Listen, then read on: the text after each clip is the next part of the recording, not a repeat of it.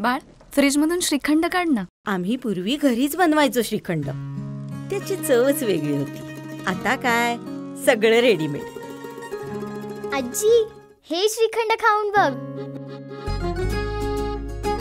आज तुझ्या आईनं घरीच बनवलं की काय?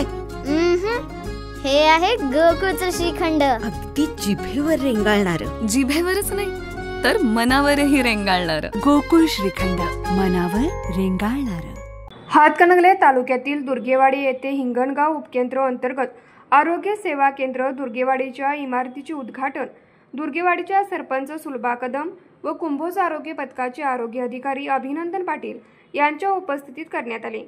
दुर्गेवाडी ग्रामपंचायतच्या वतीने उपसरपंच सुनील पाटील यांनी गेल्या अनेक दिवसापासून दुर्गेवाडी येथे आरोग्य केंद्राची छोटीशी इमारत व्हावी अशी मागणी केली होती.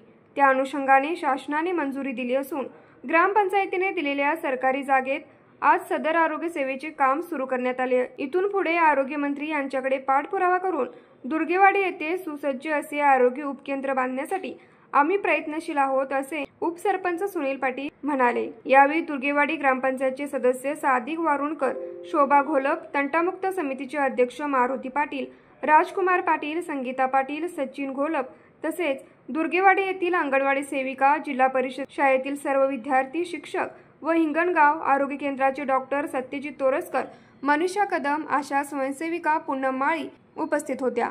न्यूज मराठी 24 साठी विनोद शिंगे, कुंभोज.